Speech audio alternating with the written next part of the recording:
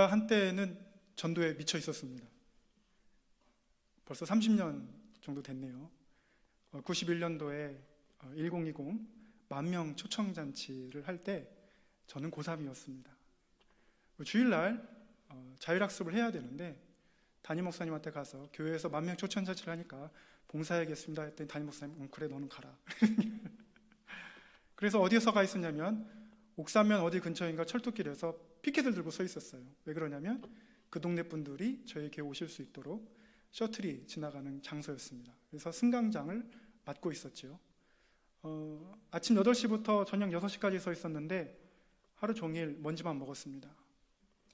아무도 오지 않았어요. 그런데 그때는 그렇게 서 있는 것 자체가 너무나도 감사한 일이었고 우리 교회에서는 약 15부 예배를 드렸습니다. 그래서 10,000명이 넘는 분이 왔다 가셨고요. 군산시가 떠들썩하도록 그렇게 전도를 했습니다. 뿐만 아니라 어떤 때는 전 시내에 전 교인이 피켓을 들고 예수를 믿어야 된다고 행진한 적도 있었습니다. 그래서 여기 문화동에서 구시청 중앙로까지 걸어갔던 적이 있었습니다. 유독 그때 지나가던 길에 무당집이 뛰어서 전도지를 들고 그 무당집이 무서워서 말음 걸지 못하고 던져놓고 오니까 뒤에서 어떤 집사님이 그렇게 말씀하셨습니다. 어머 제발 무당집에 들어가. 그래서 그때부터 그렇게 전도에 대해서 교회에서 많이 배웠는데 어느 날 이제 그 전도학 논문을 미국 에즈베리 신학교에서 쓰고 있는데 그 순간들이 막 기억이 나는 거예요.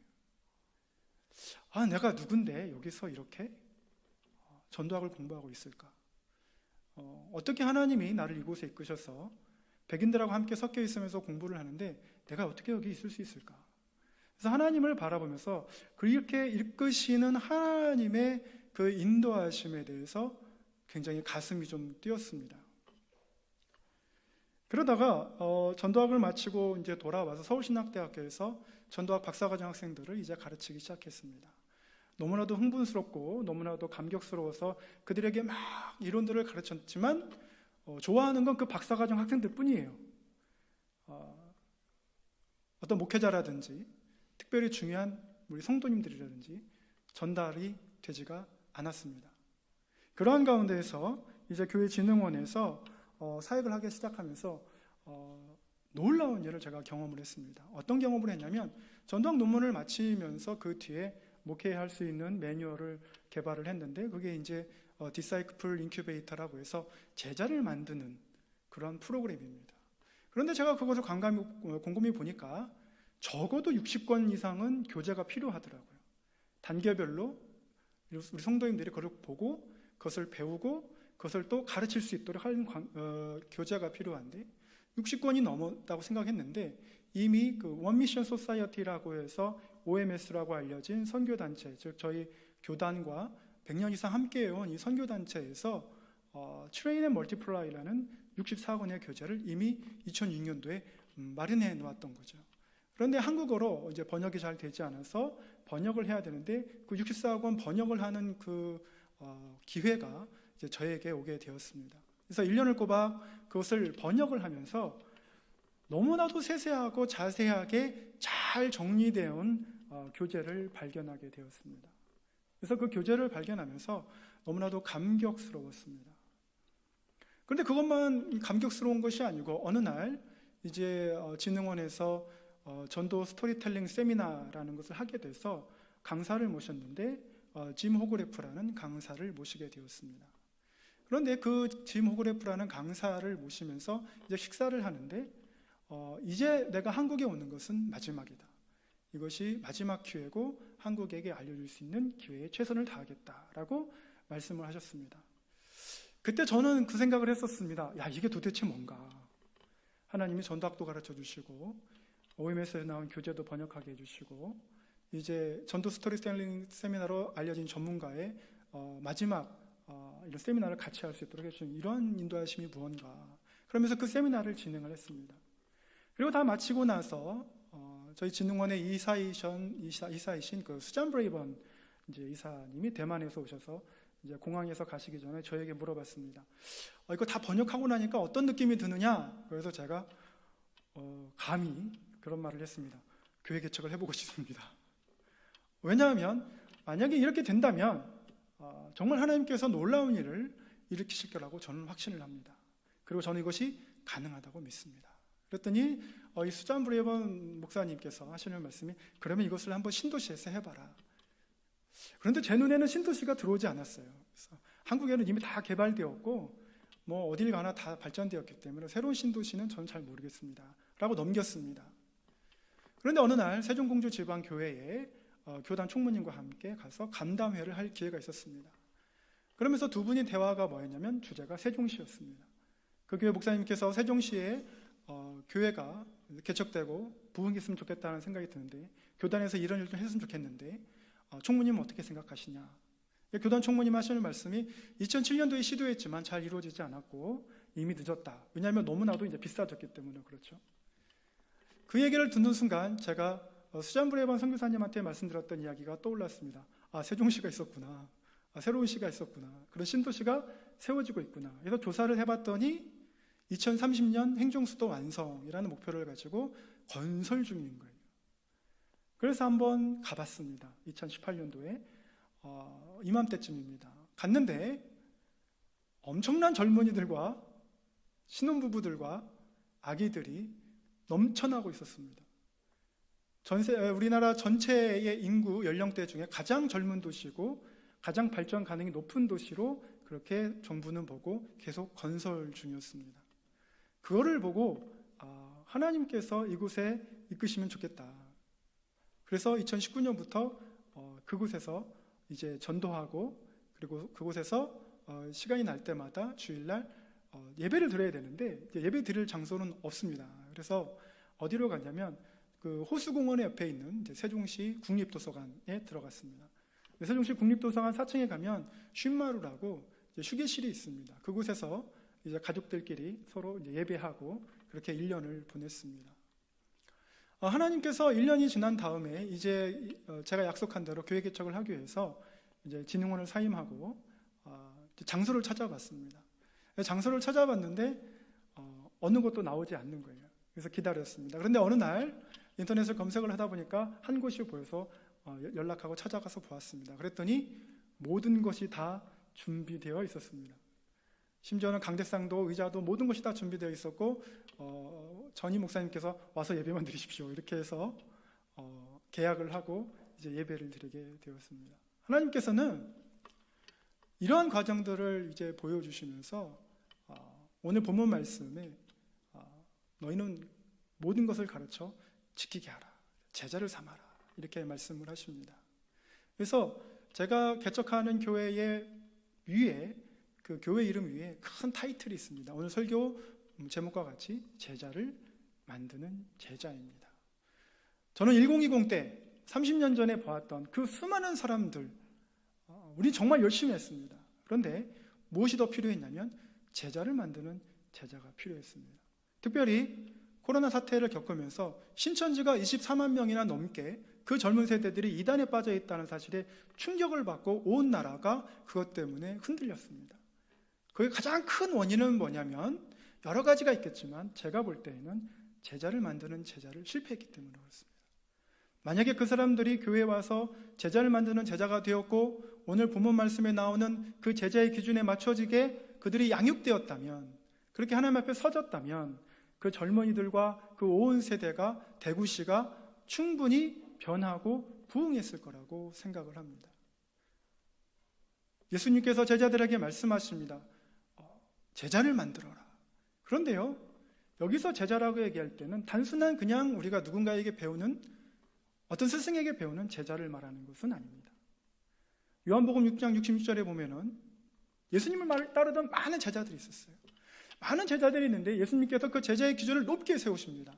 자기를 희생하고 자기 십자가를 지고 자기를 부인하고 하나님 나라를 추구하고, 그랬더니 이 따르던 제자들은 내가 이 예수 그리스도를 따라서 유명한 랍비가 되어서 유대 사회, 이스라엘 사회에서 인정받는 랍비가 되기를 원했는데 이 예수라는 랍비는 우리가 죽어야 된다고 얘기하니까 요한복음 6장 60절에 뭐라고 말하면 많은 제자들이 떠난다고 얘기합니다.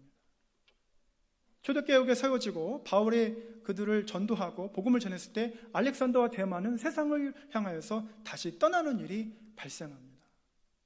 그러니까 제자라고 하는 기준은 뭐냐면, 우리가 헬라어로 많은 그냥 따라가는 사람들은 마세테스라고 얘기를 하지만, 아람어로 정말 여기 마태복음 28장 19절 20절에 나오는 말씀의 제자는 뭐냐면, 아람어로 슈알리아라고 해서 예수 그리스도의 말씀을 그대로 듣고 실천하는 사람입니다. 실천하는 사람입니다. 그러니까 제자를 만드는 제자는 단순히 내가 듣고서 회개하고 내가 어찌할고 회심하고 그래서 3,000명이 돌아오는 그런 사건을 겪었던 그 장소에 있었던 사람이 아니고, 그렇게 회심하고 나서 하나님 안에서 변화되고 나아가서 전하고 또 그들을 예수 그리스도의 제자로 살 수 있도록 삶으로 보여주고 가르쳐주고, 그걸 언제까지예요? 믿음의 경주가 끝날 때까지, 죽을 때까지, 하나님 나라가 올 때까지 끝까지 해야 되는 거기 때문에 결코 쉽지가 않은 거예요. 그러니까 사도들은 예수님께서 보여주신 것을 그대로 따라하면서 소아시아적으로 다 나가서 제자를 만드는 제자가 되었습니다. 세종시는 2030년 행정수도를 목표로 하고 있다고 말씀드렸습니다. 만약에 10가정, 20가정, 30가정이 제자를 만드는 제자가 되었다고 상상을 해보시기 바랍니다. 그들이 제자를 삼고 또 제자를 삼고 하는 그런 교회 증식은 눈 깜짝할 사이에 일어납니다. 그런데 제가 말씀드렸는데, 눈 깜짝할 사이라는 것은 결과적인 거고 과정을 보면 그렇게 쉽지는 않습니다. 놀랍게도 신대원생들이 전도학 세미나에서 궁금해하는 것이 무엇이냐면, 또 주제로 삼고자 하는 것이 무엇이냐면, 어떻게 신천지는 그렇게 부흥했을까? 어떻게 곳곳에 그렇게 사람이 많이 있을까? 어느 날 아파트 관리소장을 만나니까, 그거 아세요? 우리 사는 라인에도 신천지가 있었어요. 어떻게 그렇게 많이 부흥했을까? 말하고 싶지만 꺼내지 못하고, 그렇게 말하면 이단으로 치부를 당할까 봐 두려워서, 그러지만 궁금한 거예요. 어떻게 그랬을까? 그러면 제가 이렇게 얘기합니다. 웨슬리가 먼저 했습니다. 먼저 예수님께서 먼저 하셨습니다. 그런데 우리가 올인하지 않았을 뿐인 거예요. 누가 먼저 올인했냐면 아미웨이가 먼저 올인했습니다. 다단계로서 그들이 제자를 만드는 제자의 원리를 사용해서 어떻게 해요? 많은 사람들한테 물건을 팔게 하고, 그것은 증폭된 거예요. 이익이 극대화된 거예요. 1930년대에 공산당이 그것을 이용해서 70년 만에 전 세계 3분의 1을 다 먹어버린 거예요. 그런데 정작 누가 하지 못했어요? 교회가 하지 못하는 거예요. 내가 교회 와서 예배 드리고 하나님 안에서 말씀 듣고 은혜 받고 돌아가면 끝인 거예요. 그런데 내가 십자가를 지고 내 자신을 부인하고 제자를 만드는 제자가 되는 그러한 고통스러운 길은 왠지 외면하고 싶은 거예요. 그것은 힘들어요. 동행해야 되는 겁니다. 믿음의 경주를 다할 때까지 나가야 되는 거예요. 어떻게 보면 자기의 살을 깎아줘야 되는 거예요. 하나님에서 모든 것을 다 내놓고 그 일에 몰두해야 되는 거예요. 이만희가요, 1984년 32년을 넘게 이 하나에 몰인하다 보니까 대한민국 24만 명을 낚아채버리는 거예요. 5만 명이 넘어가면 보편적인 진리로 생각을 합니다. 10만 명이 넘어가면 그것이 완전한 진리라고 생각합니다. 24만 명이 되면은요, 국가도 흔들려요. 하나님께서 우리 교회에게 말씀해 주시는, 이 한국교회에게 말씀해 주시는 것은 제자를 만드는 제자에 실패했을 때 어떠한 일이 벌어질 수 있는가를 보여주고 계시는 거예요. 잠잠해졌습니다. 대구도 잠잠해지고 신천지도 잠잠해졌습니다. 그런데 어디서 터져요? 통성애자 클럽에서 터지는 거예요. 그들이 예수 그리스도를 알지 못하고 그들이 음란함에 빠져서 죄악에 빠져서 중독되었을 때, 그들이 예수 그리스도를 모를 때 어떤 일이 벌어질 수 있는지를 우리가 지금 보고 있습니다. 하나님께서는 제자를 만드는 제자가 단순히 그냥 신학적이고 신앙적이고 추상적이고 딴 나라 일이라는 것이 아니라 우리 현실하고 굉장히 근접하다는 것을 말씀해 주고 계십니다. 세종제자교회가 이제 막 오픈을 했습니다. 이제 막 오픈을 했는데 코로나 바이러스가 빵 터졌어요. 온 교회가 온라인 예배를 다 전환하는 거예요. 말씀 중심으로. 그래서 크리스천 투데이는 뭐라고 말하냐면, 이제는 교인 수가 중요한 게 아니다. 조회수가 중요하다.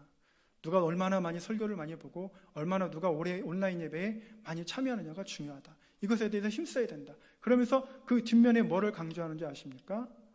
어떻게 하면 교회에 모이면서도 또 온라인 예배를 드리면서도 어떻게 하면 제자로 살아갈 수 있느냐?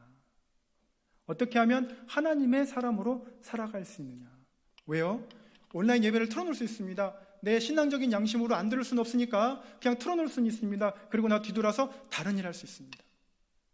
운전하면서 설교를 들을 수 있습니다. 그러나 내 삶을 변화시키는 일에는 소극적일 수 있습니다. 여전히 내가 중독되어 있는 죄를 향해서 갈 수 있고 하나님 나라를 향해서 멀어져 갈 수 있는데, 교회 공동체 안에서 제자를 만드는 제자, 자기가 함께하는 공동체, 이것이 없으면 쉽게 무너지는 신앙의 시대가 왔다라는 것을 의미합니다. 그래서 세종제자교회 페이스북에 설교를 올려놓습니다. 그럼 매주 약 3,000명에게 설교가 노출되고 약 500에서 800명 정도가 그 설교를 보게 됩니다. 보게 되면서 어떤 경고를 받아요? 내가 왜 하나님 앞에 나아가야 되는지, 왜 내가 하나님 앞에서 제자가 되어야 되는지. 하지만 더 중요한 것은 무엇입니까? 내가 스스로 은혜만 받고 내가 스스로 그래서 감동하고 그렇게 볼 수 있구나, 그렇게 참 좋은 말씀이구나, 그런 시각도 있구나가 아니라, 내가 지금 그러면 제자가 되어야 되는데 혼자 제자는 될 수 없어요. 누군가 가르쳐줘야 돼요. 누군가 함께 동행해줘야 돼요. 누군가 함께 위로해줘야 되고 누군가 함께 그 말씀을 되새겨줘야 돼요. 그렇지 않으면 누군가 와서 우는 사자와 같이 삼킬 자를 찾듯이 삼켜버리면 속절없이 당하는 거예요. 우리는 이제 알고 있습니다. 얼마나 많이 이단이 우리 삶의 곳곳에 들어가 있는지, 얼마나 많이 동성애자들이 우리 삶의 곳곳에 들어가서 이 사회와 나라에 영향을 끼치고 있는지, 즉 다시 말하면 죄가 얼마나 우리의 삶을 옥죄이고 있는지. 만약에 하나님 말씀, 지상대명령이라고 하는데 마태복음 28장 19절로 20절의 이 말씀을 우리가 더 이상 귀하게 여기지 아니하고 이 명령에 대해서 순종하지 아니하고 모든 그리스도인들이 가볍게 여긴다면 다음 세대는 없습니다. 다음 세대는 없습니다. 콥트 기독교는 이집트에서 10세기에 온 나라가 다 기독교였어요. 온 나라가 예수 그리스도를 믿었습니다. 그러나 그들이 실패한 건 제자를 만드는 제자에 실패했습니다. 그리고 나서 20세기가 다가오고 21세기에 넘어왔을 때 순교당하지만, 그들의 순수한 신앙이 있지만 더 이상 이슬람에게 복음을 전하지 못하고 제자를 만드는 제자를 일으키지 못하는 그러한 기독교가 되었습니다. 130년 한국 기독교가 오면서 만약에 우리가 이 말씀에 대해서 중하게 여기고 이 말씀을 실질적으로 우리가 받아들이지 않고 제자를 만드는 제자에 올인하지 않으면 다음 세대는 없습니다. 역사로 볼 것입니다. 그때는 그랬대더라. 어느 종교가 어떻게 더 번성해서 기독교를 짓누르고 있을지 모릅니다. 그러나 놀라운 건 하나님은 전능하십니다. 불교가 세종시에 5,000평을 사서 문화탐방 코스를 만들고 천주교가 몇천 평을 사서 그들의 종교를 퍼뜨리고 그렇게 할지라도 하나님은 누구를 쓰세요? 제자를 만드는 제자를 쓰십니다. 그들이 겉으로 보기에는 장대한 것 같고 겉으로 보기에는 그들이 잘 되는 것 같으나 결국에 오직 진리이신 예수님만이 승리하게 될 것입니다. 세종제자교회는 이 일에 아주 조그만 기여를 하는 것뿐입니다. 만약에 우리 교회에 와서 함께 신앙생활을 하고 제자를 만드는 제자가 된다면 그 가정은 세종시뿐만 아니라 온 나라에, 하나님 나라에 기여하게 될 것입니다. 그래서 하나님께서 이 세종제자교회를 통해서요 어떻게 사역을 하냐면, 말씀드렸듯이 트레인 앤 멀티플라이라는 프로그램이 있습니다. 프로그램만 되는 것은 아니고 오직 성령으로 기도하고 말씀으로 충만해야 되는데, 이미 이 스마트폰으로 OMS에서 한국어로 번역된 웹앱을 출시를 해서 다음 세대들이 핸드폰으로 성경 공부할 수 있는 시대가 된 거예요. 그래서 어디에 있든지 시간에 상관없이 유비쿼터스 전도가 될 수 있습니다. 그래서 원격으로 제자행도 가능하고요. 그래서 어린아이부터 장년에 이르기까지 그렇게 양육을 할 수가 있습니다. 하나님께서 지금 세종시에 많은 개척교회들이 있습니다. 다 부흥하기를 원합니다. 하나님 나라를 향해서 다 부흥하기를 원합니다. 그리고 그 중에 세종제자교회가 또 기여하기를 원합니다. 그래서 하나님께서 이러한 과정을 통해서 정말 하나님이 기뻐하시고 하나님이 즐거워하시는 그런 제자를 만드는 제자로서 세종제자교회가 되기를 간절히 소망하고, 이러한 가운데 평신도 리더들이 많이 장성하여서 앞으로 교단뿐만 아니라 우리나라와 하나님 나라에 기여되기를 간절히 소원합니다. 그래서 이러한 마음을 가지고 모셔의 간절한 마음이 있는데 말씀을 마치기 전에 한번 찬양을 한번 했으면 좋겠습니다. 그래서 목마른 사슴 함께 찬양을 하시면서 하나님의 나라와 또 우리 말씀에 대해서 제자를 만드는 제자의 이 부흥을 또 교회 증식을 위해서 함께 찬양하도록 하겠습니다.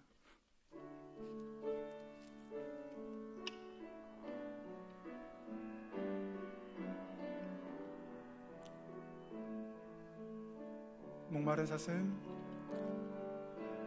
목마른 사슴 시내 물을 찾아 헤매이듯이